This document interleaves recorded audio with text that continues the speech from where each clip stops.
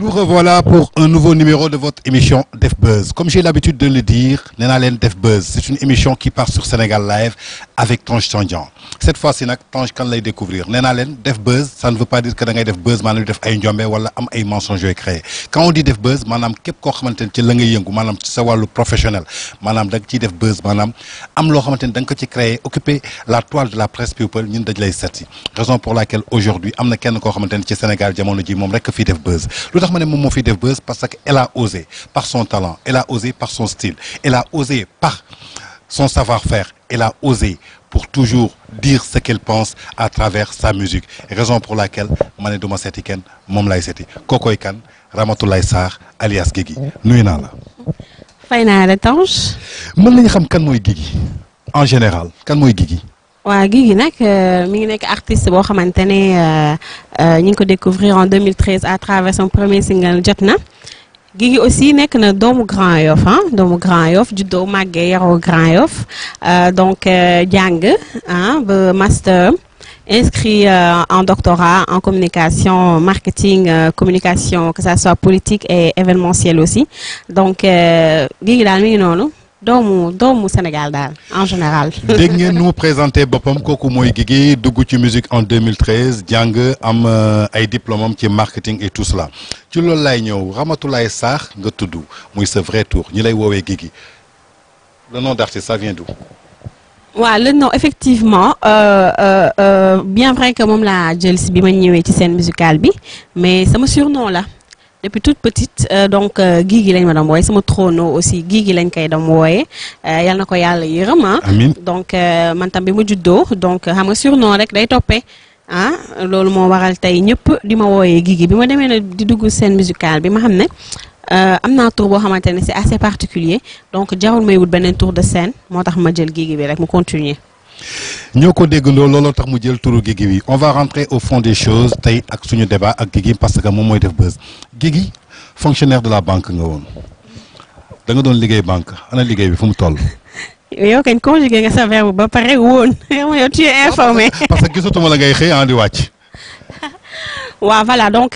j'étais à la banque comme ni nga ko waxee nekkoon fa depuis yàlla may ma chance nag parce que depuis bi ma amee licence ci la ma banque bi recruté woon ma fay stage 3 mois yàggul ñu embauché ma ba ma am fa contrat CDI donc yàlla def ma dugg nag ci musique bi ma duggee ci musique bi donc mu nekk loo xamante ne dafa dominant trop carrière bi dominant trop ci vie professionnelle bi nga xamante ne moom laa amoon au niveau de la banque yàlla def nag ma def disponibilité 1 an parce que j'avais pas mal de tournées sama album mi ngi doogoon génn 2016 muy album Jotna ma amoon tournée yu bëri bi nga xamante ne bëgguma woon tout le temps may dem ci directeur bi ma koy nuyu au passage monsieur Gassama mënuma woon dem tout le temps daal di demander la permission donc ma jël disponibilité 1 an bi ma jëlee disponibilité 1 an bi nag affaire yi macha allah gën a yokku donc ci kaw loolu laa démissionné pour topp sama passion def ko en tant que nu mu tuddati sax chanteuse def ko métier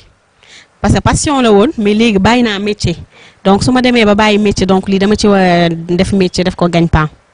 donc ñoo ko déggandoo fonctionnaire de la banque la am ay bagages am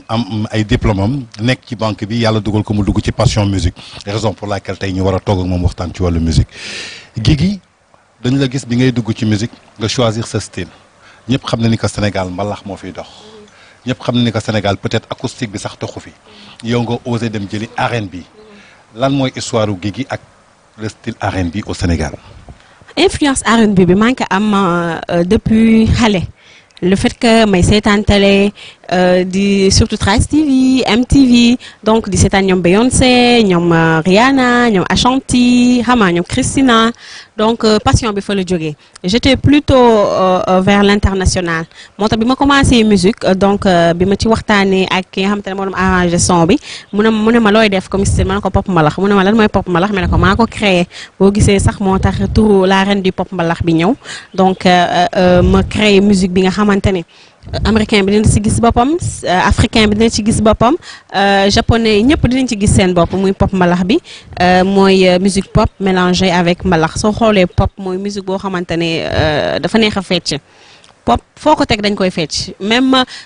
suñu maam yi nga xamante ne ñu ngi village sax tey boo tegoon pop ñoom dañuy xam tempo pop bi naka lañ koy feccee donc nga boole ko ak suñu mbalax bi donc c'est une musique vraiment qui s'identifie à tout le monde. ñoo ko déggandoo c'est une musique qui s'identifie à tout le monde donc Guigui dañuy ñëw 2013 nga commencé am passion pour dugg ci musique on est aujourd'hui en 2018 ça fait 5 ans. Guigui lan la tegagum sur le marché dans sa carrière musicale. Ouais, sur le marché nag yàlla def na en 2016 j'ai sorti mon premier album jotna album 7 titres yoo xamante ne hymne de la vie laa koy ooye parce que def naa ci lu bëri woy nañ ci lu bëri li ci mel ni bul ma di door li nga xamante ne mooy xeex violence faite aux femmes donc def nañu aussi cancer du sein bi nga xamante ne mooy wax nit ñi pour bu ñu ragal feebar bi daal sooy xoolee album bi dafa ëmb lu bëri woy naa ci aussi amour woy naa ci aussi Ange Gabriel ñëpp xamoon nañ ne mooy ange annonciateur loolu aussi pour rendre hommage sama religion ak dialogue islamo-chrétien bi nga xamante ne moom Sénégal mais aussi pour rendre hommage aussi à la presse mooy ñi nga xamante ne ñooy gérer communication parce que ange mooy comme ni ma ko waxee l'ange l'annonciateur moom la yàlla lu mu yónni muy joxe xibaar bi donc li mu ëmb daal bëri na album boo xamante ne vraiment toute ma carrière album bu ma neex la donc di ñaan yàlla rek yeneen album topp ci donc ci kaw loolu aussi yàlla jàppale na ma ci ba ma créé aussi sama marque récemment marque Guigui donc yàggul sax maa ngi ci benn étape bi rek defaguma lancement mais comme ñuy wax le lentement mais sûrement donc di créer samay propre design muy yëree muy dàll muy sac yëpp maa koy dessiner dem commander ko ñoo commercialiser ko en même temps aussi local bi aussi maa ngi ci parce que maa ngi liggéey ak ay cordonnier fii parce que dañuy naan beesa weewu tànk donc voilà quoi. donc ñoo ko déggandoo. Dans 5 ans, Guigui a réalisé tout cela. 2 albums sur le marché avec un single qui cartonne boo xamante ne dañuy ñëw dugg ci léegi xuus ci ndaxte single la boo xamante ne actuellement ça fait tabac maanaam mi ngi toj dëkk bi donc comme on revient benn album la teg sur le marché single bi en plus mi ngi si social bi donc foofu la ñuy dugg Guigui. Guigui, on te voit toujours dans le social yaa ngi lutter contre le cancer du sein récemment tu as été primé par rapport à cela en Norvège. Guigui lan moo la inspiré nga dugg ci social bi en tant que un jeune artiste buy soog a ñëw. waaw xam nga social yàlla moo def rek mu nekk loo xamante ne ma nekk artiste ñi vulgariser ko donc maa ngi ci depuis bi ma nekkee xale. parce que ku ma ne da ngaa baax rek yow gis nga ci loolu boo gisee sama yaay da nga ne yow sa yaay la gën a baax donc ma nekk famille boo xamante ne dañoo bëgg social mu nekk famille boo xamante ne dañoo bëgg a defal nit donc man bi ma duggee ci musique bi nag yàlla dafa génnee sama premier album woy ci cancer du sein dafa dal sama famille donc bi mu dalee sama famille nag ma xam ne métti na ma bañ mu dal beneen famille donc ma woy cancer du sein yàlla def ñu primé ma ci Norvège bi ma ci primé Norvège nag mu amoon xaalis bi xaw ma nu ma koy def bien vrai que sax kenn du ne xaw ma nu may def xaalis bi mais comme ci woy bi laa ko defoon bi ma ci waxtaanee ma dem seeti waa LISCA mooy ligue bi nga xamante ne mooy lutter contre tous les cancers donc may nuyuwaale Mansour sama benn frère mu conseillé ma mu ne pourquoi pas initier fekk ma ne damay maye concert ci xaalis bi donc mu ne pourquoi pas initier benn affaire boo xamante ne comme ci cancer nga ko gagné nga def benn affaire cancer loolu moo indi festival Grand Yoff Jotna Show bi pour lutter contre le cancer du sein et le cancer du col de l'utérus donc bi loolu amee nag ma def festival bu mag vraiment avec nos propres moyens man mi kese ma endossé loolu yëpp mooy première édition bi donc ak waa LISCA ñëw jàpp ci 2e édition bi nag ci la ñu am Maristops 3e édition bi ENDA ñëw na service santé développement ñëw donc mu nekk loo xamante ne dama ciy sant yàlla bu baax Talibou Dabo aussi ñëw donc mu nekk loo xamante ne dama ciy sant yàlla bu baax a baax.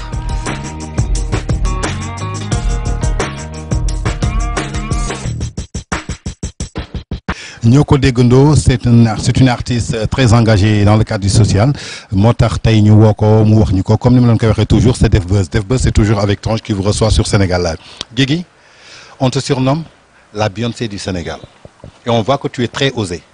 Guigui da nga osé de trop ci maanaam ci solin ci teg ay greffage yow lañ gis ay greffage yu rouge yu bleu yu gris maanaam sa port vestimentaire sur scène laa wax professionnellement dans la musique tu es très osé ñu nekk ci Sénégal benn dëkk boo xamante ni peut-être on dit on sommes à 95% musulmans bien vrai que tu es chrétienne ñu xamoon chrétiens yi aussi dañu am benn timidité mais timidité boobu gisuñu ko ci yow Guigui da ngaa wóobat lu tax tu veux te vendre ou pas qu'est-ce qui se passe pourtant Tange man damaa timide de non mais tu es très osé vidéo yi du loolu la ñuy gis ah. waa xam nga rek internautes yi yéen laay laaj est-ce que vidéo yi da ngeen gis benn Guigui bu timide. tu parles quoi pourquoi tu es osé pourquoi nga choisir chemin boobu. waa xam nga nag dañoo nekk ci monde bi nga xamante ne musique dafa laaj loolu du ma ne musique yëpp ah parce que gis nañu ñi nga xamante ne bu ñuy def seen musique donc duñu sol yëre am ñoo xamante ne bu ñuy def musique dañuy def benn déguisement mais man nag yàlla def ma am benn style boo xamante ne dama ko adopté rien que pour scène musicale bi moo tax ni ma nekk ci art bi moo tax parce que xam nga ku liggéeyee banque moom boo ma fekkoon suñu banque donc bu ñu nee moom moo nekk nii da ngay ne déedéet donc mu nekk loo xamante ne aussi c'est pour vendre ah loolu moom je n'en disconviens pas c'est pour vendre aussi mais aussi sama style la donc man noonu laa mel depuis toute petite noonu laa mel donc lu ma sol rek te boo amee yenn corps yi aussi loo sol rek nit ñi dañ ciy gis sexy donc et j'assume ça vraiment mais pour finir rek lépp ci cadre artistique bi la dugg lépp ci art la parce que bu ñu génnee ci art loolu duma ko def vraiment bu ñu génnee ci art moom je suis beneen Guigui laay doon mais bu ñu nekkee ci art moom lépp lu mu laaj dama koy def te je pense que am nañu ko comprendre dëgg la am nañu ko comprendre parce que ñi ma xam dëgg ay kilifa laa xam récemment Jamra gis ngeen ñëw nañu nekk en partenariat avec man ci 3e édition festival bi te vraiment partenariat boo xamante ne la ça sera vraiment parrain donc mu nekk ñoo xamante ne aussi ñoom dañuy défendre valeur donc gëm naa ne bu ma defoon loo xamante ne day choqué ñoom ñoo ci ñëkk a wax mais xam nañ ne dinaa def gaalu sexy mais du choqué kenn booy xool da ngay xool l'ensemble artistique mais doo xool nu mu tuddati sax doo xool lu sexy ma la luy choqué vraiment. moi qui vous parle j'en sais quelque chose parce que xam naa ne c'est une personne très timide nit la koo xamante ni am na yiw am na yar mais comme ni mu ko waxee cadre liggéey la moo tax muy osé wu di sol yenn yi tey Guigui lu tax ma poser la question boobu parce que am na ñoo xam dañuy gis nga def loolu via la concurrence qui existe dans le milieu de la musique et du showbiz du ñu comprendre Guigui ban anam la koy defee ñuy jaawle oser solu sexy ak vulgarité tey lan ngay tontu ñoo xamante ni dañuy sol boo xamante ni c'est vulgaire on l'aime pas seen cër yi des trucs qu'on sort et parfois c'est même critiqué à travers le pays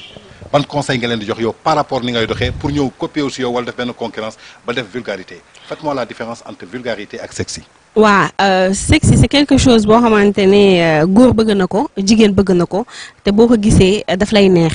mais vulgarité mooy loo xamante ne tu es choqué quand tu vois la chose ça te choque. Vraiment ça te choque vraiment donc nañu gën a moytu rek nañu gën a moytu muy man muy samay morom nañu gën a moytu xam ne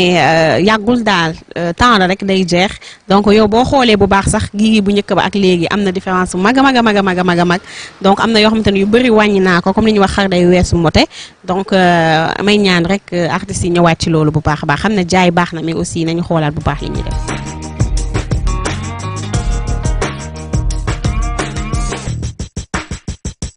ñoo ko déggandoo on va rentrer dans le fond des choses pourquoi parce que ñu ngi ci def buzz kiy def buzz maanaam mooy Guigui récemment dama lire ci internet bi sa dernière single ñu tuddee ko Bombal bi ma ko liree la laan moom a njëkk a choqué ñu ne ma le nouveau single de Guigui risque d'être censuré. C'est grave, hein? Lan mooy Bombal. D'où te vient l'inspiration de chanter Bombal. waaw damay ñëw ci titre ci li nga xamante ne ñu ngi koy relayer rek parce que ñun ay ndaw lañu ah dañuy sonn amuñu producteur Sénégal sax laay wax lu ma wax man kese mais artistes yëpp gis naa leen dañuy daw man dama nekkoon xale di seetaan ay artistes yoo xamante ne pour man dépasse woo nañ dépassé étape bi ñu nekk nii mais ba tey ñi ngi daw du producteur bu baax du dara lu baax donc presse bi moo fi nekk pour jàppale ñu single bi déglooguñ ko sax risque d'être censuré parce que Bombal chaque jour c'est man soo xoolee sama terme ñëpp a koy utiliser tey mu neex donc ñëpp a koy wax parfois da ngay wax ak nit ba si yàgg mu ne la kon tey mu neex parfois da ngay xëy yow doo ma bombal sama dàll yi doo ma bombal karo yi doo ma bombal lii bombal mi ngi jógee ci sama benn yaay boo xamante ne saa yu ma ko seetsee donc damay dégg muy ne boo amee ku la bombal sa dara du takk mooy sama refrain bi nga xamante ne moo nekk ci woy bi sax. soo amee ku la bombal sa dara du takk ba mu neex. donc day ne jànkam bi dafa mën a bomb daal soo xam ne yii kii bomb rek lay def dama ne Guigui boo amee ku la bombal sa dara du takk de ma ne ko kañ dara du tilim donc loolu yëpp fa la jógee mais dégg bombal rek bomb di ñu bomb cere bi da ngay chaque fois nga dégg di ne bombal cere bi donc pourquoi bombal waaye nekk. non mais Guigui parce que tey soo ma nee tey mu neex bombal ay bombal cere bi ku la bombal sa karo mais est-ce que intérieurement tu fais pas le choix de ces titres parce que da nga jàng marketing diplôme marketing am c'est juste pour insister sur le public pour que ñu bàyyi la benn phénomène moo tax ngay utiliser des mots osés parce que bombal tey soo ko waxee Sénégal en plus dafa am benn sensualité bu muy dégager est-ce que jëlee woo ko. ban sensualité lay dégager sensualité parce que déjà suñu gisee Guigui di feccee ni mu koy feccee mais dafa am benn sensualité bi muy dégager mais les paroles ku ko déglu da ngay xam ne waxoo loolu. mais est-ce que du ce choix titre moo mel noonu juste pour faire du marketing ou bien du buzz. waaw on peut le dire ah on peut le dire mais comme ni ma la waxee bombal foofu la ma inspiré su ma ñëwee bu may ne suñu ne bombal fa la inspiré kii day bomb di bomb. waa léegi yaa ngi koy wax di reetaan lu tax. bon parce que bomb. mais cin bi ñuy bomb ak dàll bi ñuy bomb lu tax nga ciy reetaan. waaw non c'est parce que je t'explique wax bi fa la jógee. donc comme ni ma la ko waxee sama yaay ji day ñëw di ne bomb quoi. dina bomb xam nga di wax bomb ma ne bomb pourtant bombal. boo ko tuddee kii après ma jël refrain boo amee ku la bombal sa dara du tag bombal. waaw voilà. mais ñu gis ci nga def ci benn duo ak benn featuring ak koo xamante ni dañ ko xamee woon ci fecc xam ko ci taasu muy un artiste hors pair un artiste que je respecte beaucoup muy kan plein de talent ngeen am ay traits communs muy Oumou Sow pourquoi le choix de Oumou Sow pour faire ce duo. waaw Oumou Sow nag sama sœur la sama xarit la. sama lépp la sama confidente la Oumou Sow maak moom ñi ngi xamante salon Ndeye Coumba Samb onglerie des VIP donc ma doon génn 2013 même pas ay 2-3 mois mu ñàkk ki ñaan ma dugg si rek ñu ne Guigui rek mu ne kii mooy ki ma seetaan xale bu garaaw boobu man yow lay wër xam nga américain bi Rihanna Beyoncé xam nga commencé mu nekk oyof mu nekk ko xam te dama ko yàggoon bëgg parce que temps leen day am da ngay nekk ci milieu doo ci duggagum nga am ay nit nga estimer leen nga dem ba dajeek ñoom xeeb leen parce que li tax nga leen di xeeb seen comportement daf lay décevoir mu ne ma Oumou Sow ne ma Guigui vraiment yow moom maa la rakk sama bopp ba pare nag ne ma sa prochain vidéo mu ne ma bul bàyyi de benn single nga defagum nag dina métti trop mais continuer sa prochain single maa la promettre maa lay sol ci kaw ba ci suuf ma génnee sama album jox ma sa xol li ma sol yëpp Oumou Sow la même jot na deuxième single bi xef am na ay xef yu panthère yu ma defoon donc ñëpp di ma laaj xef yi moo dem ba États-Unis indaaleel ma ko jënd ma ko pour clip bi donc Tange kooku da war naa def ak moom mala war ma def ak moom duo. internet yi ñoo koy tontu. jeex na internet yi posé naa leen question boobu. donc je me dis est-ce que ça a été facile pop mbalax ngay def yow pop mbalax parce que mbalax bi sax duru ci noonu. nga dem jëlee koo xamante ni taasu lañ ko gën a xamee kebatu.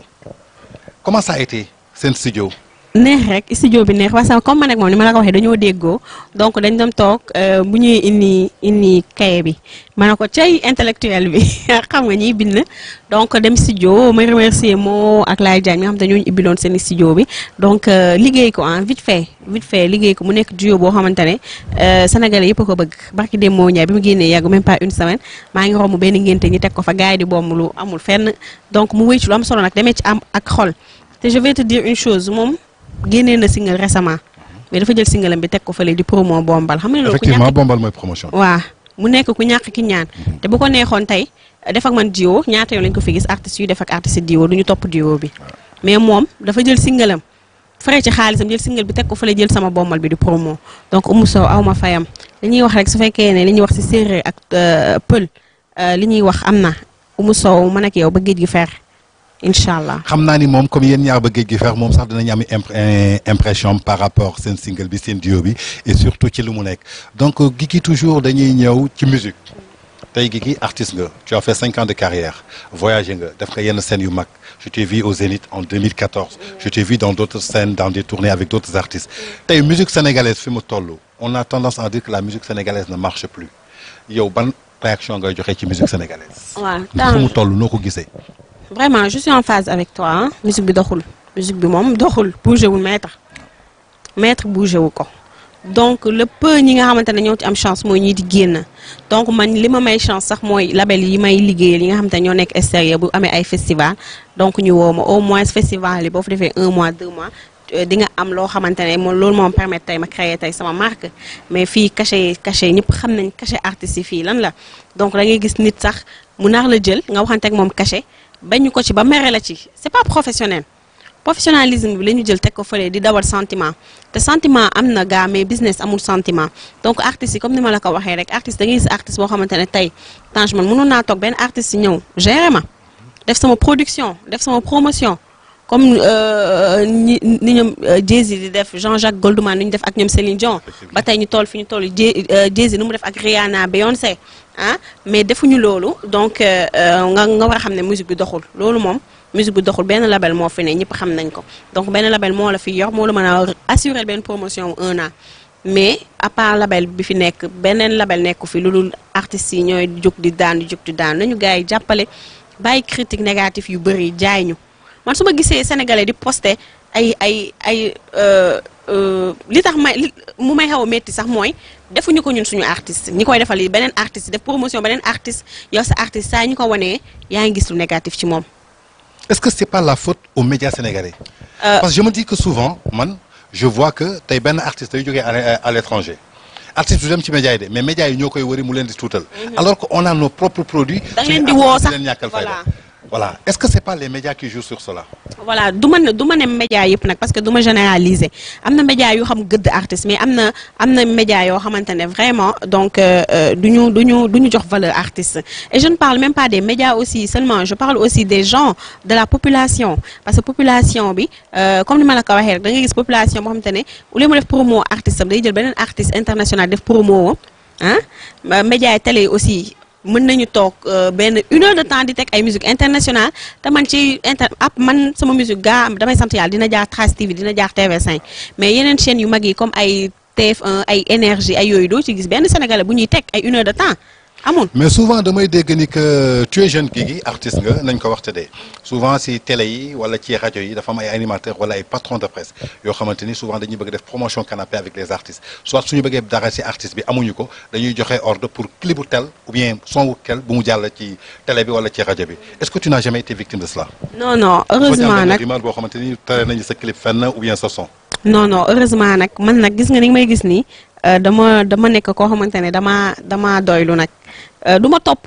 promotion jaraluma yenn nii daal du ma topp xool sax na ñu ngi may teg mën a teguñu ma dina génn daal dinaa ko yow soo xoolee sax ma je suis plutôt présent sur les réseaux sociaux voilà donc réseaux sociaux moom kenn moomu ko yaa moom sa connexion loolu la neex nga dugal mais man du ma topp vraiment promotion bi nga xamante ne damay naan ndax ñu ngi may teg ma la teg mu may jaral yenn nii quoi mais honnêtement man je n'ai jamais eu ce problème macha allah nag télé yëpp ñu ngi may teg parce que man fu ñu ma teg samay fans partout dans le monde dañ koy snap buñ ko snabee dañ may yónnee snap yi donc may gis télé yëpp di ma teg vraiment loolu dama ciy sant yàlla mais li ma gën a tax a wax mooy population bi dañ jàppale artistes yi bu ñuy concert nañu jënd billets yi ñëw li tax nit bu jógee fee di concert entre 5000 10 000 ñu dem fees man damay toog di seetaan concert ma ne est-ce que ñi ay sénégalais lañ est-ce que lu dañoo jël ay ñoom ñoo wàccaale seen nit te da ngay gis fii artistes yi dañuy concert doo gis kenn mala ñoom dañuy dem seeti benn nit bu leen jëndal ay billets ñi nu mu tudd sax maye ko.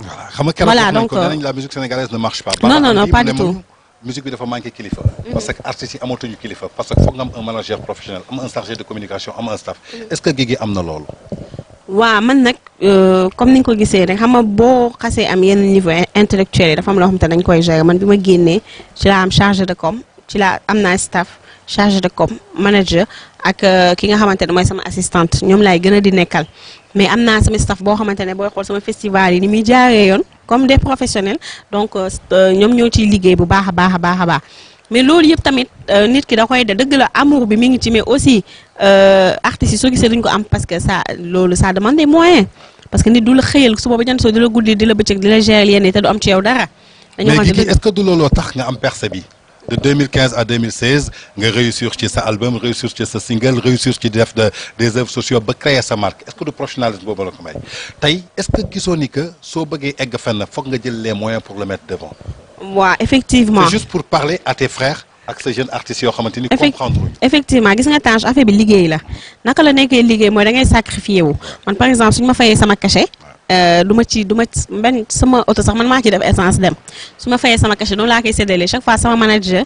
loolu la may reprocher je suis très très très généreuse donc mu nekk loo xamante ne liggéey la boo xamante ne dama ko bëgg a def pourquoi parce que dama bëgg a tàmm loolu su ma demee ba 10 ans 15 ans 20 ans suñu fi yàlla bàyyee xaalis bi ma perdre yëpp mën naa ko récupérer mais le fait que yow nga bëgg sa cachet bu ñu la joxee sa cachet yow kese nga dem parfois sax yow yaa dem yaa yóbbu sa clé dem yow kese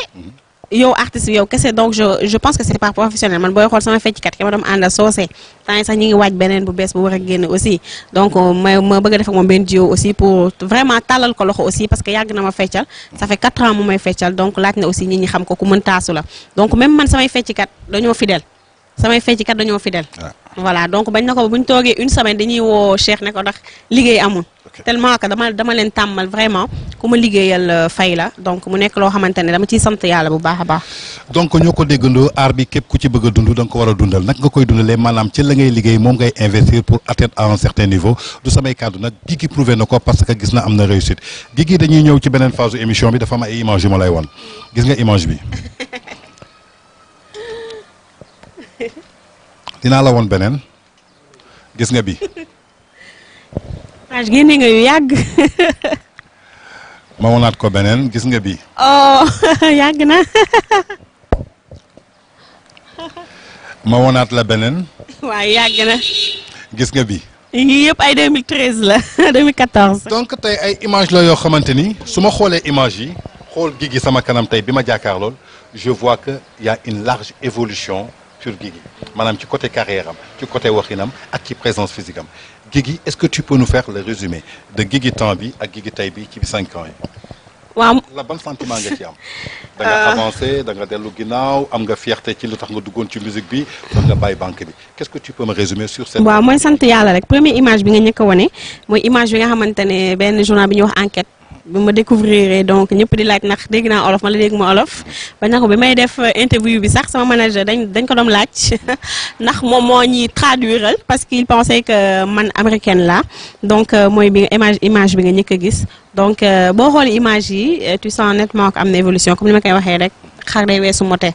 soo bëggee di mbëkkee donc am na yenn yoo xamante ne gaz style da nga koy garder mais da ngay jéem a xool nooy parfaire sa image sànq yaa ngi koy wax greffage couleur maak gris maa ko fi njëkk a teg gris kenn xalaatu osé moom yaa ko fi njëkk voilà kenn xalaatu woon teg gris greffage bleu jaune yooyu yëpp kenn xalaatu orange kenn xalaatu ko woon donc ma ñëw adopté style boobu mais léegi boo xoolee je suis plutôt sobre di def loo xamante ne nànk-nànk rek nànk-nànk ba am li ma bëgg parce que comme def naa loo xamante ne pëf bi rek doy na donc boo ci insister trop après day mujjee soof da ngay mujjee soof nit ñi te artiste bu soof baaxul donc da ngay jéem a xool aussi di déglu critiques yi nit ñi lu ñu bëgg ban style la ñu bëgg ak lan la ñu bëgg nga koy def moo tax évolution bi am ni et je suis vraiment satisfaite de ça.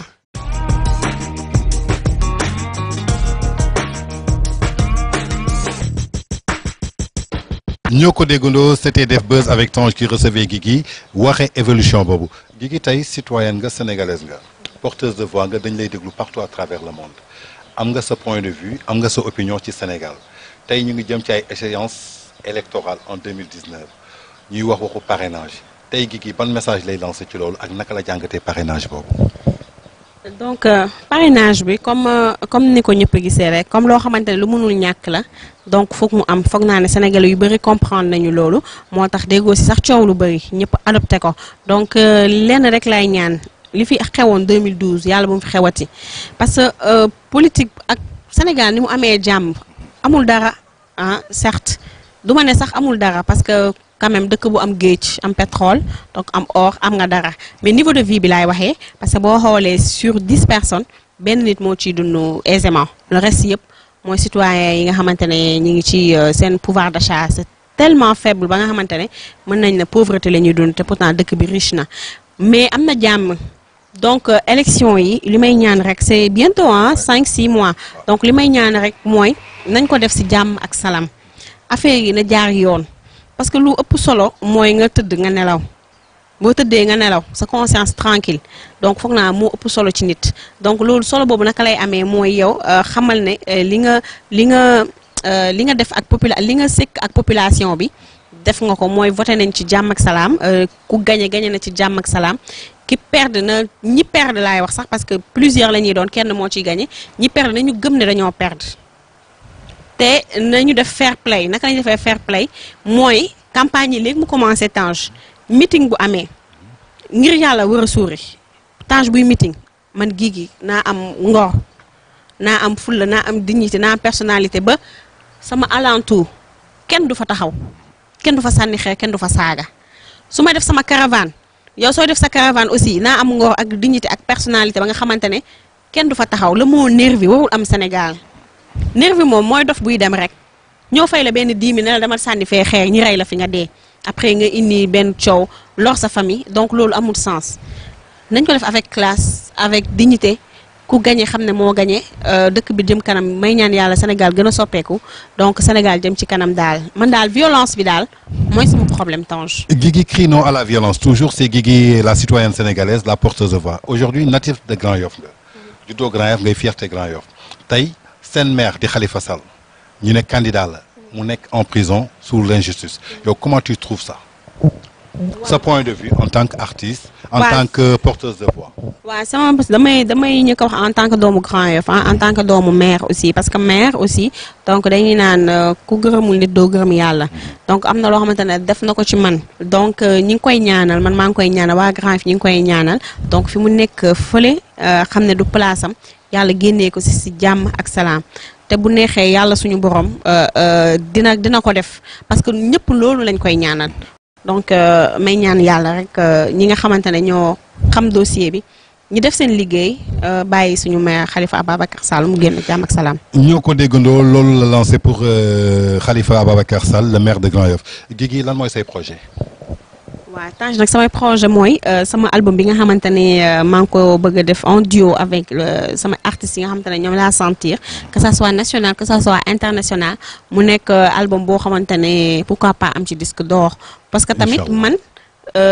ñaanuma yàlla woy fi 40 ans doog am disque d'or mala 20 ans yàlla nag moo xam kañ la koy indi mais man li ma koy ñaan mooy deuxième album bi nekk vraiment benn album boo xamante ne Sénégal il est temps ñu dégg leen aussi ci li nga xamante ne au niveau de l'international faut pas qu'on soit toujours local dina Sénégal man boo gisee samay initiative yëpp di fexe tout samay clip di daw chaîne internationale yi parce que loolu moo tax te am na ñi nga xamante ne ñu ngi ma ciy bàyyi xel bu baax a baax xam naa liggéey bi léegi rek incha allah dina mot ci jàmm ak salaam donc mu nekk loo xamante ne su amee fierté sénégalais lay doon fierté Afrique lay doon parce que benn artiste jeune talent génn yàggul def carrière internationale boo xamante ne ñëpp a koy coow donc foog naa dina neex ñu bëri donc à part ça mooy sama marque bi nga xamante ne commencé naa ko donc ñaan yàlla def sama premier défilé c'est pour bientôt rek voilà def sama premier défilé. et nous allons t'accompagner. Inch'Allah ça moom c'est sûr et certain donc def défilé boo xamante ne vraiment parce que man sooy xool sama marque bi du sama style da ngay gis ku nekk day référé wu ci image am mais man sama marque bi damay ñëw ñëpp maa ngi waaj a commencé jean grande taille pour ñi nga xamante ne grande taille mais du forme jean damay xool ñoom seen forme lu mu adopté ma def ko xam ne bu ñu ko solee dañ nekk à l'aise donc yooyu yëpp ci projet yi la nekk ñu ngi ci liggéey bi ak styliste bi nga xamante ne moom may accompagner du moins muy John donc ma koy nuyu au passage hello ma koy nuyu déggul olof mais dinaa ko traduire émission bi. Hello John, everybody came to say you hello before Guigui is so happy for you to return for his mark. Thank you so much, John. I'm so glad to work with you. mu nekk koo xamante ne mi ngi ma ciy jàppale bu baax a baax parce que même su ma nekkee sénégalaise donc marque bi ñaan naa yàlla ñëpp sol ko comme ñun ni ñuy solee ay Dolce et Gabbana voilà donc pourquoi pas. donc ñoo ko déggandoo c'était notre émission Def Buzz ki ñu ci doon accueillir muy Guigui nag léegi dafa am si benn question boo xamante ni question jeu la question bi question de choix la. Ama Baldé Boy Niang sa choix ci kan lay doon. kenn rek non du question ki la ne kan nga ciy choisir kenn. mën nga am ak jàmm ñoom ñaar yëpp mais di nga ne kii moom. non xamante wuñu sax mais ñoom ñaar ñëpp dañ ma neex voilà. non kenn nga ciy donc je dirais Ama Baldé. Ama Baldé. Aujourd'hui Viviane Titi. Je dirais Viviane. Aujourd'hui on dirait Ousmane Tanor Dieng Khalifa Sall. mais c'est une évidence Khalifa Sall évidence là. Aujourd'hui suñu la newoon Pape Diouf Wally Seck. waaw Pape Diouf sama frère la moom ma koy remercier ci invitation bu mu amoon ak man si c'est ça yéegal ma sur scène donc nekk ku baax parce que artiste bu toll ni Pape Diouf ma jékki-jékki mu woo ma téléphone invité ma donc dafa mel ni tey Barack Obama moom invité Maison Blanche en 2009 donc Pape nekk ku baax moom sama xarit la. Célibataire marié. Au milieu. amul benn. mais digg am na. non. li tax yàlla créé digg. célibataire marié tu choisis soit marié soit célibataire. waaw li tax yàlla créé digg. yàlla créé wul digg fii. célibataire marié wax ñi benn rek non jeu la question de jeu la rek benn. moi je dirais célibataire. Aujourd'hui polygame ou monogame. Monogamie. Monogamie. C'était Guigui que nous recevons pour notre émission Def Buzz fii ci Sénégal Live. Comme je vous l'ai dit, Tange à la rencontre de Guigui. Elle est talentueuse, elle a tout dit. Donc nous vous donnons rendez-vous une prochaine fois avec un autre numéro de votre émission nee naa leen Def Buzz ci Sénégal Live avec Tange dara du yomb lépp fii lay tàngee. Merci beaucoup Guigui, à très bientôt. Hello les gars, man la Guigui maa ngi ci Sénégal Live xoolal Sénégal Live la ñu wax live yu tàng jëg lay am xoolal. bombal bombal bombal bombal bombal ba mu neex.